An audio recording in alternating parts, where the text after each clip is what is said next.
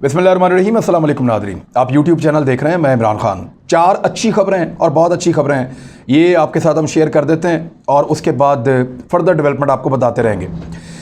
ये जो 4 अच्छी खबरें हैं ये पाकिस्तान की इकॉनमी के लिहाज से हैं। इमरान खान साहब ने कहा कि बुरा वक्त गुजर गया। उन्होंने ये दावा किया कि अब पाकिस्तान का अच्छा वक्त शुरू हो गया और मैं डिलीवर करूँगा, पाकिस्तानियों को फ़ायदा दूँगा।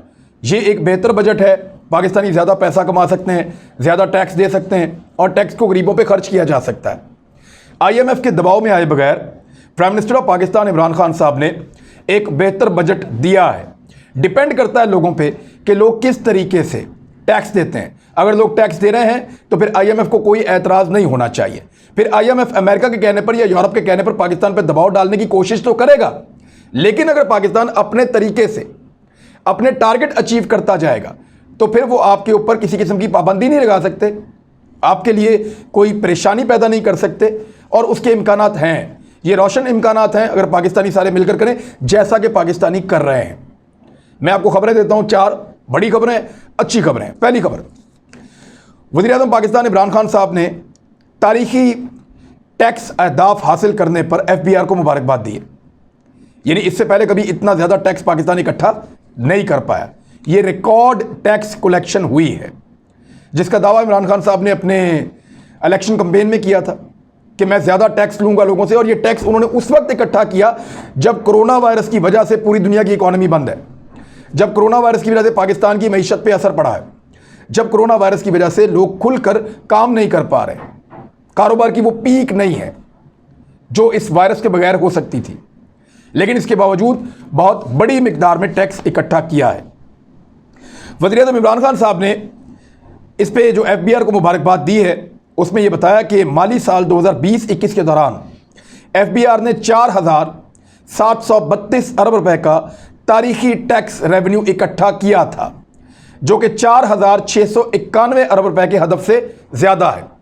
पाकिस्तान ने जो हदफ मुकर्रर किया था वो 4,691 अरब का किया था, लेकिन पाकिस्तान ने जो टैक्स इकट्ठा किया है वो 41 अरब रुपए ज़्यादा इकट्ठे कर लिए हैं। 41 अरब छोटी रकम नहीं है, एक बड़ी रकम है। 41 अरब ज़्यादा इकट्ठा किया है। 4,691 की जगह 4,732 अरब रुपए टैक्स वज़ीर-ए-आज़म पाकिस्तान की ज़ेर क़यादत पाकिस्तान के FBR डिपार्टमेंट ने इकट्ठा किया है। और ये महसूलात गुज़िश्ता साल के मुकाबले में 18% ज़्यादा है।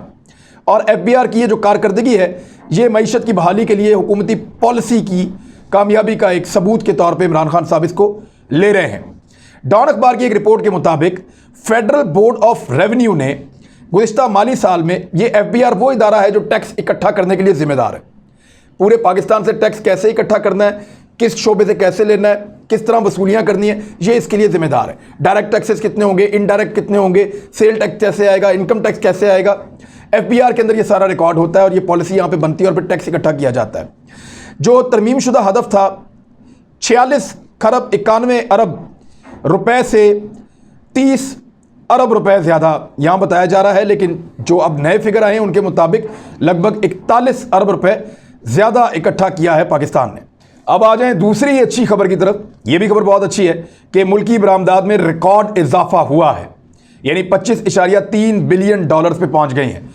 25.3 अरब डॉलर, ये भी एक रिकॉर्ड इजाफा है, इतना इजाफा पहले नहीं हुआ। इसके बारे में जो मुशीर तजारत हैं अब्दुल रज़ाक दाऊद, उन्होंने एक पैगाम जारी किया और उन्होंने उसमें बताया कि गुज़िश्ता साल, जो माली साल अब गुजर गया है, 30 जून को ख़त्म हो गया है और 1 जुलाई से एक नया साल शुरू हो गया है। तो गुज़िश्ता जो माली साल की जो बरामदात हैं उनमें रिकॉर्ड इजाफा हुआ। जो हमसे चीज़ें मंगवाते हैं उन्होंने कोरोना वायरस के बावजूद चीज़ें मंगवाने में कमी नहीं की और 18% हमारी बरामदात भी बढ़ी हैं। पहले तो ये बताया आपको कि 18% पाकिस्तान के अंदर जो है वो टैक्स कलेक्शन बढ़ी है, ज़्यादा टैक्स इकट्ठा हुआ है जिसका पाकिस्तान को फ़ायदा होगा। अब जो हमारी बरामदात हैं वो भी 18% बढ़ी है। उन्होंने बताया कि माली साल 2020-21 में मुल्की बरामदात 25.3 अरब डॉलर रहीं। इससे पहले 2013 में ज़्यादा से ज़्यादा बरामदात 25.1 अरब डॉलर हुई थी। यानी इससे पहले सिर्फ 2013 के अंदर जब पाकिस्तान पीपल्स पार्टी की हुकूमत जा रही थी और PMLN की हुकूमत आ रही थी, उस एक साल के अंदर कुछ आलमी सतह के ऊपर भी बहुत तेज़ी से चीज़ें चल रही थी और पाकिस्तान को बहुत सारी चीज़ों का फ़ायदा पहुंचा था। तो उसमें पाकिस्तान ने 25.1 अरब डॉलर की रिकॉर्ड बरामदात की थी। इसको पीपल्स पार्टी अपने खाते में डालती है, PMLN अपने खाते में डालती है। अच्छा, इसमें जो है एक और चीज़ भी है कि 700-800 मिलियन इनको आ गया था कोलिशन सपोर्ट फंड का, उस पैसे को भी इन्होंने बरामदात में शो कर दिया था। इसलिए वो एक डाटा जो है वो कंट्रोवर्शियल है कि 25 अरब डॉलर तक शायद पाकिस्तान की कभी भी बरामदात नहीं पहुंची अगर ये कोलिशन सपोर्ट फंड का पैसा उसके अंदर शामिल ना करते, तो जो अमेरिका से आता था। अब हुआ यह कि 25.3 अरब डॉलर पहली मरतबा पाकिस्तान यहां तक पहुंचा है। इसमें पाकिस्तान ने टेक्सटाइल में बहुत ज़्यादा किया, चमड़े की मसनूआत में बहुत ज़्यादा किया, स्पोर्ट्स की मसनूआत पाकिस्तान की पहले ही दुनिया भर में जाती हैं, IT की मसनूआत पाकिस्तान की जा रही हैं। तो बहुत ज़्यादा शोबों के अंदर पाकिस्तान ने बहुत तेज़ी से अपनी मसनूआत को दुनिया तक पहुँचाया है। अगले साल के लिए पाकिस्तान ने जो हदफ रखा है कि पाकिस्तान 2021-22 में कितनी चीज़ें बाहर भेजेगा और कितना पैसा बनाएगा अपनी बरामदात का, तो वो 35 अरब डॉलर का टारगेट सेट किया है पाकिस्तान ने।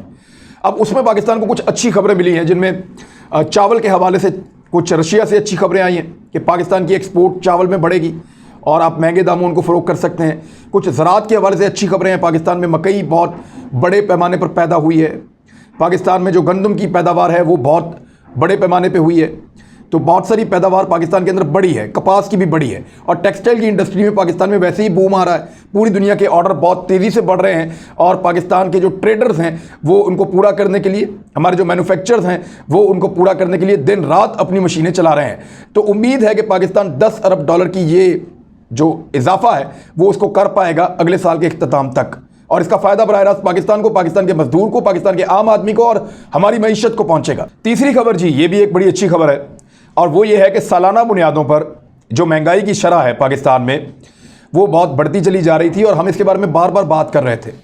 हमने इसके ऊपर प्रोग्राम किए कि ये इमरान खान साहब की एक कमज़ोरी है, एक दुखती रग है कि महंगाई और बैड गवर्नेंस। पंजाब में वो अच्छी गवर्नेंस नहीं दे पा रहे थे, अब कुछ अच्छे काम हो रहे हैं, जब वो मुकम्मल होंगे तो उसके बारे में हम बताएंगे। लेकिन साथ ही साथ एक प्रॉब्लम ये था कि महंगाई बढ़ती चली जा रही थी और वो काबू नहीं आ रही थी। उस महंगाई के हवाले से नए अदाद-ओ-शुमार आए हैं। इदारा शुमारियात पाकिस्तान जो पहले ये बताता रहा है कि पाकिस्तान में डबल डिजिट से ज़्यादा महंगाई हो रही है, महंगाई लगातार बढ़ रही है, उसकी एक नई रिपोर्ट जारी की गई है। इदारा शुमारियात पाकिस्तान के जारी करदा अदाद-ओ-शुमार के मुताबिक गुज़िश्ता साल के मुकाबले में जून 2021 में ख़त्म होने वाले माली साल में, यानी जुलाई 2020 से लेकर जून 2021 तक पूरे साल का जो डाटा है उसको जब उन्होंने इकट्ठा किया तो उसके मुताबिक वो बता रहे हैं कि महंगाई की शरह में कमी देखने में आई है। पिछले सालों के मुकाबले में जब PTI आई थी उसके साथ अगर आप मुवाजना करें तो 2018 में 2019-20 में महंगाई ज़्यादा थी, 2020-21 के अंदर महंगाई की शिद्दत में कमी आई है। कितनी कमी आई है वो आप ये देख लेंगे। माली साल 2020 में महंगाई की शरह 10.74% थी, यानी डबल डिजिट्स के अंदर महंगाई थी, जबकि इस साल महंगाई की शरह कम होकर 8.90% रही है। और ये एक खुशाइन बात है, अगर इसको मज़ीद नीचे ले जा सके हुकूमत तो आम आदमी को ज़्यादा रिलीफ मिलेगा। और महंगाई अगर बढ़ती भी है लेकिन साथ अगर आम आदमी की आमदन बढ़ती है तो उससे महंगाई का वो असर नहीं पड़ता कि उसकी कमर तोड़ पाए। डॉन अखबार ने एक रिपोर्ट जारी की है, उसकी रिपोर्ट के मुताबिक अशियाए खुर्दोनोश की फरामी, खाने पीने की जो अशिया उनकी फरामी में बेहतरी आई है और कीमतों में कमी के बायस महंगाई की शरह में कमी हुई है। मई में महंगाई की शरह 10.9% थी, जबकि जून में ये शरह 9.7% रही है। आइंदा साल जो कंज्यूमर प्राइस इंडेक्स है उसके मुताबिक महंगाई जो है वो डबल डिजिट में नहीं जाएगी। ये बहुत अच्छी बात है अगर नहीं जाती तो। माजी में बहुत दफ़ा गई है, पीपल्स पार्टी के PMLN के दोनों के दौर में गई है और बार बार जाती रही है। तो अगर डबल डिजिट में नहीं जाती और कंज्यूमर प्राइस इंडेक्स में ये 7 से 9% तक महंगाई रहती है तो ये पाकिस्तानियों के लिए बहुत अच्छी नहीं तो कम से कम एक ऐसी खबर है कि बोझ उन पर कम पड़ेगा। लेकिन अब चौथी खबर की जानिब आ रहे हैं। पाकिस्तान के ऊपर एक बहुत बड़ा दबाव ये है कि पाकिस्तान ने महंगी बिजली पैदा की है, महंगी बिजली बनाई है। अब इस वक्त ट्रांसमिशन सिस्टम बनाया नहीं था तो पटाखे बोल रहे हैं हर तरफ। ये मेरी एक एक्सियन से भी बात हुई, कुछ जो लोग बिजली के निज़ाम को समझते हैं उनसे बात हुई। वो ये कह रहे हैं कि पाकिस्तान के पास ये कैपेसिटी है कि वो ज़्यादा बिजली बना सकता है, लेकिन पाकिस्तान के पास ये सहूलत नहीं है कि तवातर के साथ उस ज़्यादा बिजली को लोगों तक पहुँचाए। ट्रांसमिशन लाइन्स उड़ जाएंगी और बहुत बड़ा खर्चा हो जाएगा और हुकूमत को ये बहुत भारी पड़ेगा। इसलिए बिजली का तात्तुल आ रहा है और बार बार लोड शेडिंग हो रही है। इस किस्म के लोग जो है वो जवाब तो घड़ रहे हैं या इस किस्म की वजूहात तो बता रहे हैं, लेकिन लोगों को बिजली पूरी देना ये हुकूमत की रिस्पॉन्सिबिलिटी है, क्योंकि इसी हुकूमत ने कहा था कि बिजली इजाफी बन चुकी है और बहुत महंगी बन गई है, उसका बोझ लोगों के ऊपर पड़ रहा है, कैपेसिटी पेमेंट्स बढ़ती चली जा रही हैं हर आने वाले दिन में, और उसका बोझ आम आदमी के ऊपर आ रहा है और बिल जो है वो ज़्यादा आ रहे हैं लोगों को। हुकूमत को बिजली की कीमत बढ़ानी पड़ती है और 2-3 दफ़ा उन्होंने मना भी किया कि हम नहीं बढ़ाएंगे, लेकिन फिर भी बाद औक़ात उनको बढ़ानी पड़ी और आज यूनिट मादी की निस्बत बहुत महंगा है और आने वाले वक्त में शायद ये और भी महंगा हो जाए, क्योंकि जिस किस्म की हमने बिजली पैदा की है, जिन वसाइल से पैदा की है, वो बहुत महंगे हैं और आपको बिजली महंगी खरीदनी पड़ेगी। जब तक कि आप हाइड्रल पे नहीं चले जाते, जब तक कि आप सस्ती बिजली नहीं बनाते, रिन्यूएबल सोर्सेज से आप बिजली नहीं बनाते, तब तक आपको बिजली महंगी खरीदनी पड़ेगी। आप विंड से बनाएं, सोलर से बनाएं, पानी से बनाएं, ये बिजली आपको सस्ती पड़ती है। लेकिन जब आप कोयले से, जब आप पेट्रोलियम से बिजली बनाते हैं, गैस से बनाते हैं, तो फिर बिजली आपको महंगी पड़ती है। तो पाकिस्तान में ज़्यादा बिजली उससे बनती है। कुछ लोग तो ये कह रहे हैं कि हुकूमत जानबूझ के बहुत महंगी बिजली बना नहीं रही कि फिर बोझ जो है वो लोगों के ऊपर जाएगा और वो कम पैसों में बिजली लोगों को फराहम करना चाहते हैं। लेकिन ये सारे जवाब इस तरह के हैं कि लोग नहीं मानते। लोग कहते हैं जी बिजली हमें पहले मिलनी चाहिए, बाकी बातें बाद में। लेकिन इसमें एक अच्छी खबर है, वो ये है कि जब PMLN की हुकूमत आई तो उन्होंने आते ही सर्कुलर डेप्थ जो है वो सारा का सारा अदा कर दिया था। सर्कुलर डेप्थ कहते हैं गर्दिशी कर्जे को। जब आप बिजली पैदा कर रहा है एक मुल्क, सबको डिस्ट्रीब्यूट कर रहा है, लोग बिल दे रहे हैं, उन बिलों में उतने पैसे नहीं आते कि आप वो पैसे उन कंपनियों को दे दें, तो आपके ऊपर उन कंपनियों का कर्जा चढ़ना शुरू हो जाता है। नवाज शरीफ के दौर में वो कर्जा जो है, जब वो आए नए नए इक़्तिदार में, तो 500 अरब से ज़्यादा था। तो मियां नवाज शरीफ साहब ने क्या किया कि 500 अरब से ज़्यादा का वो कर्जा आके एक झटके में उतार दिया। और वो इसलिए उतारा कि वही कंपनियां थी जिन्होंने मियां नवाज शरीफ साहब को इलेक्शन में सपोर्ट किया था, मियां साहब ने उनसे वादा किया हुआ था और आते ही उनका कर्जा मियां साहब ने उतार दिया। ये किया था मियां नवाज शरीफ साहब ने। लेकिन जब वो हुकूमत छोड़ के गए तो पाकिस्तान के अंदर जो कर्जा था गर्दिशी, वो लगभग 1200 अरब रुपए का था। 1200 अरब का, यानी 500 अरब उन्होंने आकर पे किया, 1200 अरब मजीद चढ़ा के मियां साहब चले गए और कैपेसिटी पेमेंट्स को ऐसी जगह पे छोड़ के गए जहां वो बहुत तेजी से बढ़ रही थी। अब इसी 1200 अरब के ऊपर सूद भी पड़ता है। तो पाकिस्तान तहरीक इंसाफ की हुकूमत में बहुत तेजी से गर्दिशी कर्जा फिर बढ़ा, क्योंकि उनके ऊपर बोझ बढ़ गया, एकदम सूद का बोझ, फिर कैपेसिटी पेमेंट्स का बोझ, फिर इतने पैसों की बिजली आप बेच नहीं सकते थे, लोग उतना पैसा नहीं दे रहे थे, वो भी बोझ। तो एकदम 500 अरब करके हर साल गर्दिशी कर्जा बढ़ा पाकिस्तान तहरीक इंसाफ के दौरे हुकूमत में।